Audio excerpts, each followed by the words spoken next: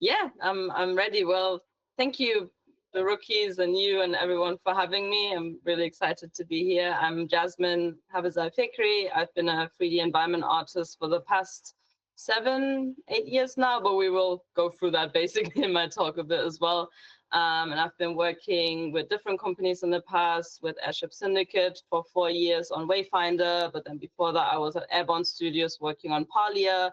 And before that, I was doing like several freelance gigs for both ArtStation, but also smaller indie games like Slime Rancher, did an internship at Square Enix. And yeah, currently I'm freelancing for different clients. I actually swapped to freelancing quite recently now in the past few months and really enjoy it. And I also do mentorships with other 3D artists who want to improve their skills and learn more about stylized art. I really enjoy doing that. So yeah, that's a bit about me. I'll start sharing my screen so we can kick you off. My screen, there we go. Hope this works. All good. Okay.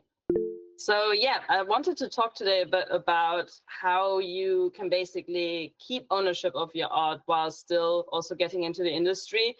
I think especially nowadays, it's getting like obviously really, really competitive. Like a lot of people want to work on games and especially on game art and probably also stylized art. And even though I think what I'm going to talk about is very much like how I personally have like handled this topic, I think this can be applied to like both stylized art, 3D art, realistic art, concept art, animation, like probably any creative field that you want to get into. And as an artist, I think it's just a good mindset to have, how to like, you know, make art that you're actually passionate about, but also have in mind, okay, how can I make this that actually will be interesting also for employers to hire me eventually. But yeah, I kind of wanted to like make it as a case study of like my own case in this sense, because I remember like how overwhelming it was starting out as a student or even starting out as like a super beginner, how to juggle that all together. But I knew very early on that I want to do what I love, and stylized art was that one thing for me that I really loved. But yeah, I can just break down basically how I've gotten from like the very start of like not really knowing my style, but also knowing kind of what I like, while getting to the point now where I'm working in an industry and I have my foot like fully in, and how that like basically worked out while also just sticking with the art I really want to make. So yeah, I want to go like really far back. I think like the earliest 3D models I've made were in 2016. And as you can see, like they're very different to everything I've done in the recent years. It's very low poly, very simple. And like I remember it took me a long time to make these. But at the same time, I knew very early on, okay, I love doing environments. I never like, I was looking even for my archives, but I never made anything with characters. I never had the interest in making characters. Like I love seeing them, but I never really wanted to touch them. And that was also very apparent in like the very early like stages of me making 3D. And at the same time, I also wanted to make things that are really close to my heart and I really like. For example, Japan. I always loved Japanese culture and architecture. So I was like, okay, I want to make something with that. This is actually like the building complex where I grew up in. It's like this old castle that was turned into apartments. So as a birthday present for my mom, I remember I made this 3D model and was like, hey, mom, this is our place, basically. And look, I can make this in 3D. So it was really nice and motivating to do, I remember. And these were all just like, I wanted to make cute houses and interiors. So even though like objectively, this is nothing I would like have in my portfolio now, I was very much like already in that tunnel vision of, okay, I want to really make something that is fun, that is kind of meaningful, kind of tying into with my other interests that I might have at the time. And that kind of just started off my journey. And I think it's like a healthy thing to have in mind from the start, even if you're not at that stage of like being hired or thinking about work. Like at that point, I wasn't even imagining of working somewhere really, because I was just learning 3D. But already had like somehow a vision of what I want to get better at and learn basically. Kind of moving on into like 2016, 17, it's like around the time where I was like trying to get into university. I was like looking what game universities there are, and I found the one at my like local like place. But then I realized, okay, with these things, like I can't really make stuff for games. Like there's games obviously in these styles, but I think as soon as I started researching, I think you all probably hit that point where it's like, okay, I want to make game art and not just random 3D. You got to see, okay, how do you make game art? How does it work? What styles are there? And I think the first style I kind of stumbled across, while also kind of tying it with my previous knowledge, was hand-painted art, because I played World of Warcraft as a child. I played Animal Crossing, a lot of like other Blizzard games, and all of them were very stylized, a lot of hand painting. So I was like, okay, I want to tie in my love for like all the like nice spaces that I created before maybe, but also learn something new, which is making hand painted art. So I think this was like the first time I actually was like trying to find a niche in a bit and be like, okay, I want to learn this. And these were like my very first attempts at hand painted art. Again, objectively now, not great, but I can already like remember how I was really excited. I was like, okay, I want to make more, like first making textures, then making little dioramas, then expanding it to like taking, I remember this was based on a concept art that I found on ArtStation. I was like, okay, I want to make this in 3D. And then this one was based on just my own ideas and like concepting in 3D. And I already was like very much like, again, tunnel visioning even a bit more and trying to find my niche a bit in my art style. But at the same time, I was also experimenting and being quite open to trying things with lighting and trying things with like modeling bigger scenes and already pushing a bit my own limits. But again, at this stage, I wasn't really thinking about work necessarily, which I think is important to also keep in mind at the start, where you're like still learning and like have that passion of like exploring something new, that it's not, hopefully that you're not in a position where you have to pressure yourself too much of like, okay, I need to make a portfolio that now XYZ has to hire me with. Because when I was making these, I knew for a fact like, okay, Blizzard is not going to hire me with these. But I was still excited that I could even make something that's remotely, maybe could like, you know, with like a lot of refinement, live in that world as well. And then kind of moving on, when I then got into university, I think the main mantra that I would give people also with like finding your art style is that you just keep consistency. Consistency doesn't mean that you have to like constantly churn out like the same type of artwork over and over again. But it also means at the same time that you just consistently create something, even if it means like making little scenes or trying a completely new art style or kind of honing in on the art style that you want. I think all of these like consistencies can be found in different ways. And this consistency also helps you to actually understand, okay, what do I enjoy about the process? What do I not enjoy about the process? And for my case, it was, I realized, okay, I really enjoy painting. That was like the favorite part of the whole 3D process for me. So I tried to like keep the models really simple. As you can see, all of them are really low poly. There's no bakes, there's no lighting even. Like I stepped back from even the lighting experiments I did here and like really tried to get deeper into that niche basically. And I think even that early on, when I was being very like conscious of like choosing projects that I really want to make, like by concept artists, for example, that I looked up to. These are by Catherine Unger, and I created them in 3D. And then this one was like for a game project at university, and I wanted to really kind of merge my love for like traditional art, which is like watercolors and like painting, into 3D. So I did that. I think having all these things that you are passionate even outside of games, and like the goal of like becoming a game artist, is really important to kind of put them into your process as well a bit, and your thought process, because that will help to like even discover your art style even more and have like a bit more agency over what you're creating. Because I remember with every single piece I've made here at this point, it's still like same with these and the ones before, I wasn't doing them with the thought of like, okay, I need to do this because everyone is doing this. It was more like, oh, I just want to make this because it's cute and pretty and I enjoy it. And hopefully it might be interesting to other people too. And I have like, this is like a couple of parts of my talk, but like for me in this time, like this was like a breakthrough moment, because when I tackled like bigger projects and just like slowly was expanding the scale of everything, I was getting a lot more confident also in the style I was creating in. I remember like making this, and it was like a lot faster to make this for me compared to like this thing here. Like I could have made this project like twice in the time I made this one back then. So that was already like one thing that paid off a lot for me. And at the same time, people were starting to notice my work because I really consistently posted on Twitter, on Instagram, even on Polycount when it was still a bit more popular. on ArtStation, and slowly people start to see, okay, I really love hand painting, I really love making stylized things, and they start to notice that and like follow me for that and ask me questions or give me feedback. And just getting those eyes on your work also helps to slowly, on the side of you building your art style, it also helps just to get your profile a bit up, in that sense of people have you on their radar. You might not be there yet to be hired by someone, but maybe somebody wants to hire you at this point as well. And it's just good to, like, even if you're not like super confident in your work yet, to still put it out there. And I remember when I posted this piece, I had like my first like really small indie game offers where I had to make a house a bit like in this style and hand paint. And I was really excited that I couldn't believe that anyone wants to pay me for making things that I really love and enjoy.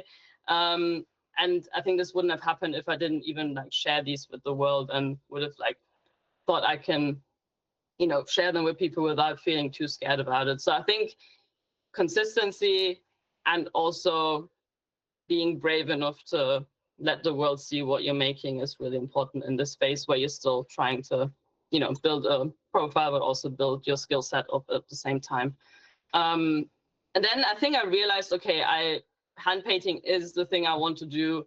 Doing these little dioramas and like getting better at hand painting every single project was really rewarding. So in like 2018, like I was really going into that niche deep, and was rinse and repeating my process a lot by like making material studies. Like I loved making these. These were really, like, I think one of the most like self-indulgent projects I made without even thinking about that I want to get a job or that people need to hire me for this, because I knew that probably maybe no one's going to hire me for just painting food. Who knows?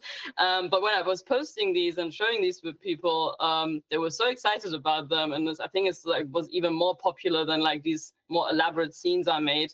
And I realized, okay, I love food, I love painting, I love making just simple 3D models. Let me just even, make more of that and see how long I can just make this until people get sick of it. But people really enjoyed it. And at the same time, I got my first like actual professional job offer as well. I remember Monomy Park, who makes Slime Rancher, reached out to me, and I was really excited because it was a game I knew that I played, and I couldn't believe that they, were excited to work with me based on like the food studies I made, or like these little like dioramas I made where I didn't feel really confident about it yet. But I think that really helped, that I remember them saying to me like, oh, it's good that you're doing what you love. You can tell that you have passion in it, and it's projects that you enjoy. And I think I didn't even realize consciously at the time that I was doing that. But then I realized, oh yeah, I'm actually excited working on my projects because I love making them and it's really enjoyable. So I think it paid off, like, again, solidifying that niche and really trying to hone it to the point where it's getting a bit obsessive almost maybe. But I think it's nice to then even show to people, okay, I'm really willing to give it my all with this project, even though, to other people, they might not understand why you're so excited about it. But for you, it's like everything. So I think that's really helpful to both grow as an artist, but also get potential job offers as well. And I remember that at that point, I was like, okay, I just want to keep learning new things, but also not like stray too far away from that path I chose for myself, which is like hand painting. And I think a good example of this was that like I hand painted this, but then it was also my first project where I started using ZBrush. And I learned ZBrush with this project, and like how to poly paint, how to sculpt, how to even mirror things, or how to even use ZBrush in general. I remember that being really, really challenging. I was almost like giving up and thinking I just want to go back to hand painting fully from scratch. But I realized, okay, it's actually important as an artist for my art style to evolve. I also need to make and learn new things that are not just in that cozy comfort zone of like, I'm painting the food and I'm painting the little hand painted scenes. Like, no, I need to actually make things that will really push me a bit and I'll feel uncomfortable. And then it creates like an even bigger comfort zone for me where I can make that art style I really love even better. So I basically purposefully chose projects from that point that will be exciting in that art style I want to do, but also make me learn new things. And I did the same with this mushroom. And then I did like, again, a little food scene to like self-indulge from the past a bit. But then I sculpted the base for these as well, and heavily painted on top of it. did a bit of like effects and lighting as well. And I think like the big next jump from that point was using ZBrush to also make tiling textures, because I think from that point, like until this point, I didn't even understand that I could like make a lot of these things with tiling textures or trims. So this project was like a breakthrough, a bit of a breakthrough moment as well, because I was starting to really learn so many new things at the same time, like sculpting, baking, trim sheets, tiling textures, modularity, and it was getting a bit overwhelming. But I think having that goal in mind of like, okay, I can make the arts that I really love even cooler and even more immersive, or making bigger environments, was just like a good motivator. And again, I always consciously chose concepts that excited me and meant something to me or reminded me of something that I personally really loved.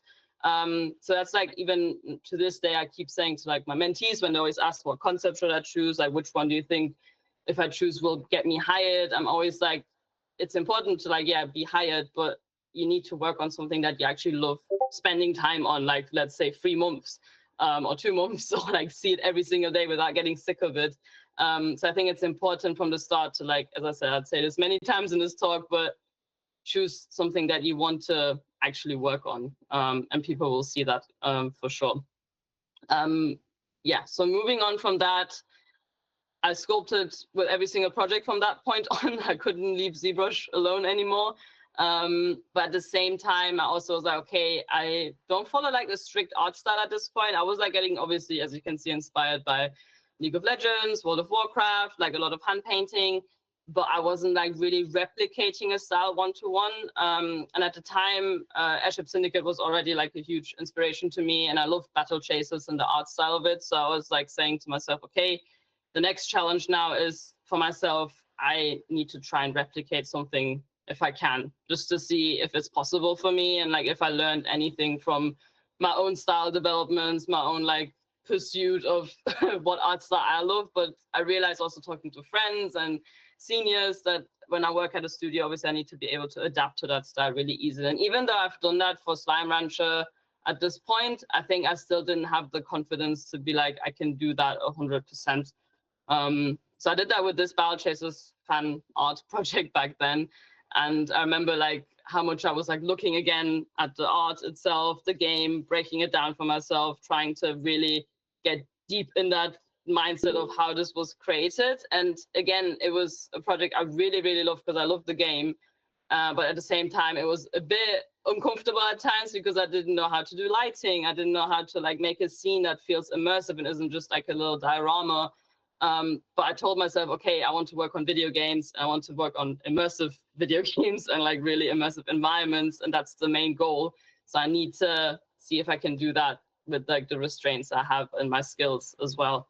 And it is also something that an employer wants later on. So that was like a good challenge in itself to set myself. And I continued with that, where slowly I realized, okay, PBR is also a thing.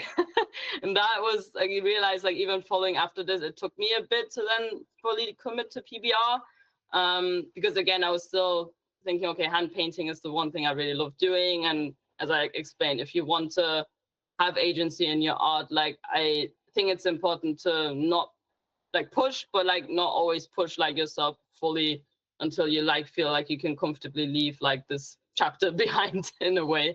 So I tried this out, but I didn't really enjoy the process, and I didn't really know what I was doing in terms of the concept and the environment I was trying to do. And I thought I wanted to do something like Overwatch, but I wasn't really like fully committing to it. So again, I think it kind of shows if you're not, if your heart is not fully in it and you're not excited about it, you're not going to have a result or a process where you get much out of it. So I remember I didn't even understand the PBR process properly when I was making this project, because I was just following tutorials, I was following like feedback from my friends, but also not really understanding like why I'm doing this, like what my intention with this is. Like my heart was always like with all the hand painted things I did before.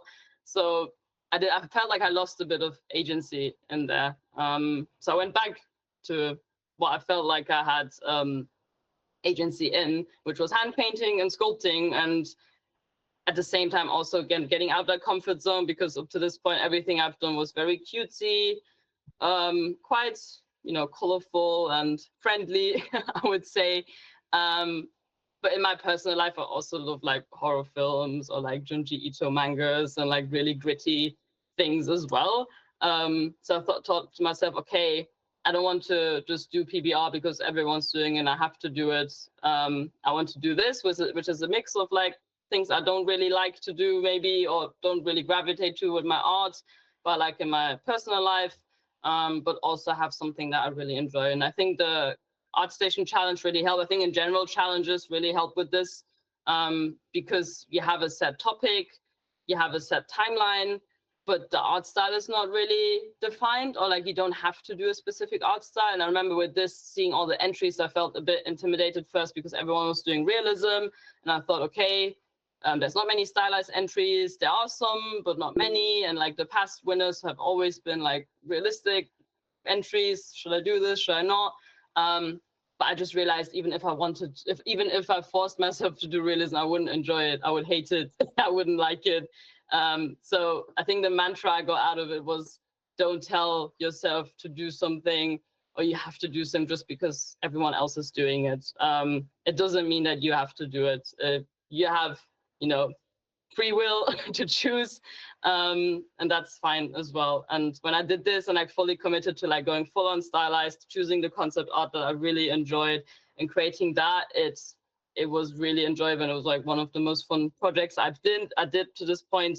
And I also won in my category for the proper arts challenge of the ArtStation challenge. So I think it was a nice confirmation of, okay, I'm doing something right, where I'm choosing kind of myself over maybe like the greater good of like what maybe people are telling me needs to be done to get into the industry. Because like many times, so up to this point, I think I talked about this in the past publicly as well, that people were telling me, you're not going to find a job by just doing stylized. You're not going to find a job by just doing hand painted. It's going to be really difficult when you graduate, because I was still at university at this time and doing some freelancing.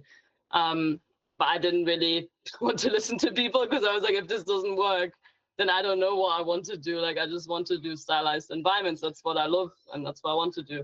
So I was like, okay, I'm just going to become as good as I can. I'm going to develop my art style as good as I can. And if that doesn't work, then we'll see. But that's just my goal for now. So I think it's important to kind of stay confident in what you want to do and not be too derived of what everyone else is doing at that moment. And at the same time, I think it was my first time entering the Rookies Challenge, which was, this was my first entry for them, which was mostly the Battle Chasers environment, as I said, where I was really, really proud of this, and the temple and breaking that down and the other projects I just showed. I remember that I was selected for draft selection, but not got into the finals or anything. I remember even being a bit disappointed and thinking like, oh, I didn't make it. Is it because of my stylized art? Is it because I'm not good enough? And I tried to, like, I got really quickly out of that mindset. Just thought like, no, it's fine. Like, I got draft selected. That's amazing. I didn't even think that like people from the industry would look at my work and think it's worth of like selecting that. And I'm just gonna continue. I'm just gonna continue with my path, and that's it. So moving into 2020, in between that, I was doing an internship, and at the internship, they also reached out to me because they really liked the style I was doing. So I thought, okay, I'm doing something right because people are noticing my work. I'm getting work also based on that work. And the feedback I always got was that people really saw that I enjoyed what I was doing. So I thought, okay, I'm going to try and continue that.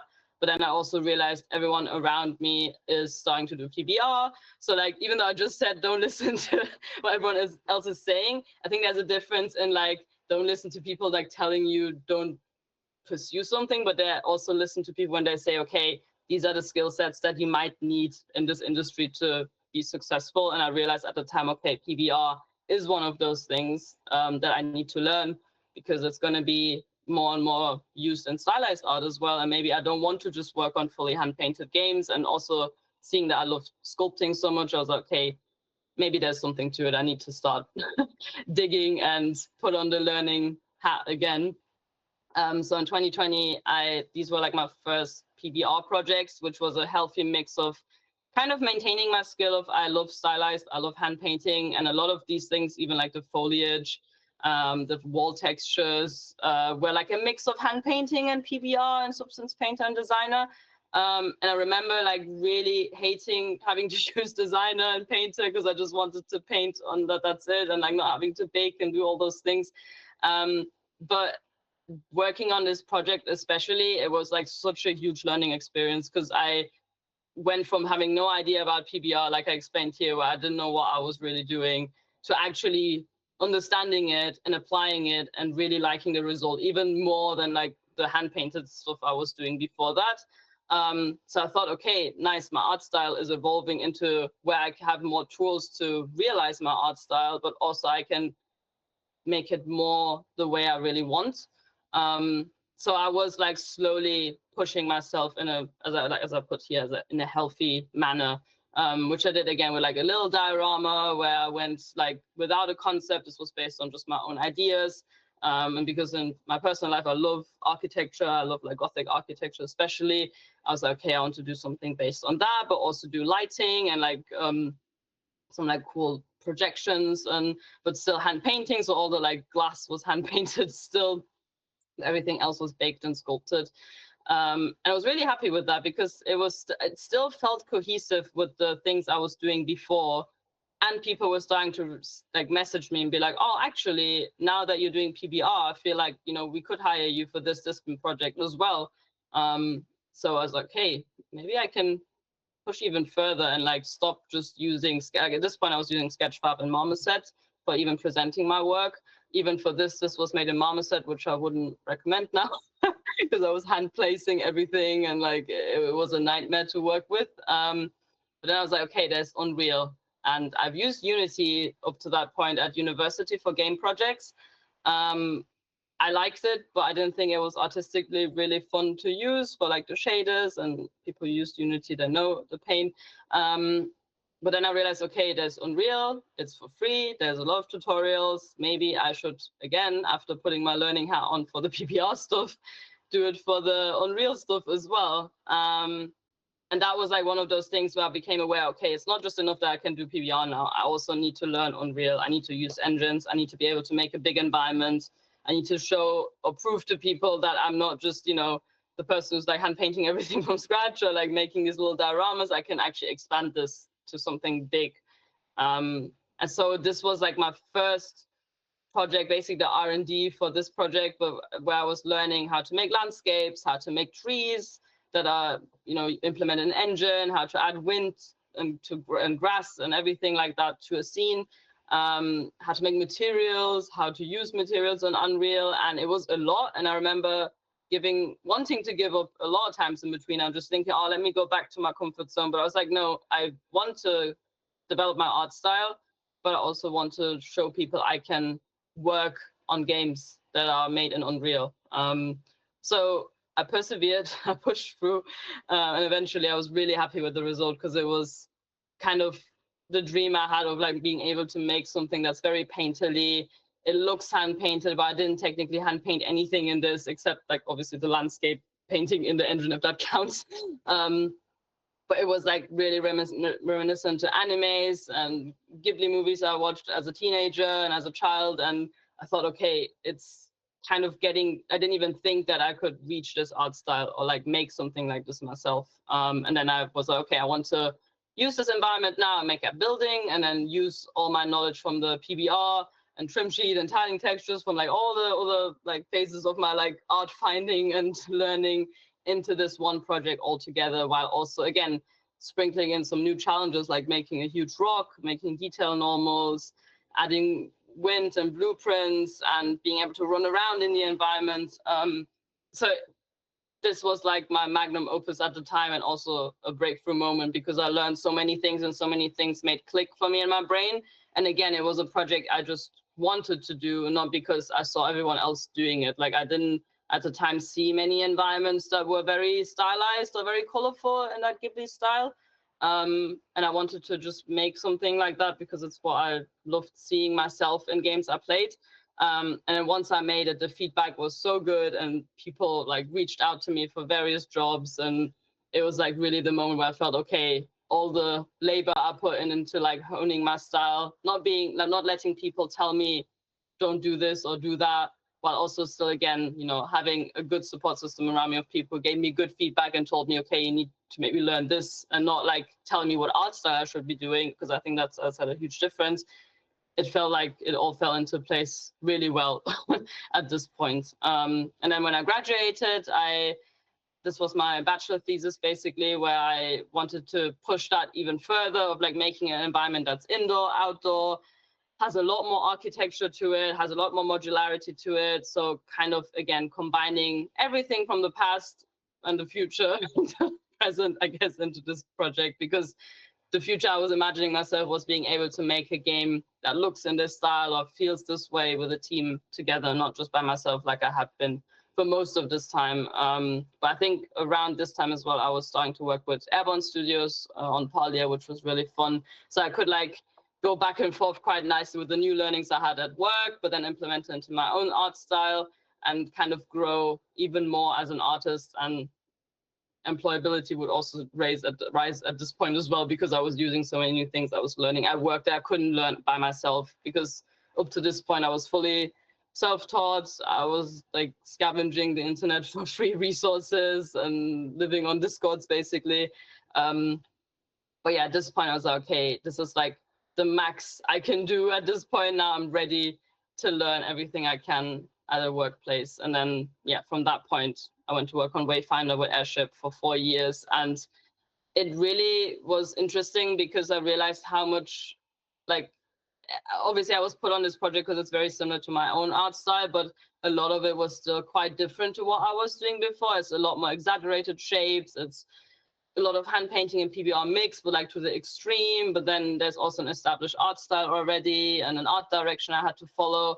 And I felt like because I was so adamant of like following my own art direction most of the time, it was surprisingly easy to then adapt to this, because I was excited about the art direction. I loved what they were doing and I wanted to be able to replicate that. So it kind of came back to the whole thing of, I felt I had agency in this because they wanted me on the team, because they liked my art style and I wanted me to bring something to the table and show them as well, while they also showed and taught me so much.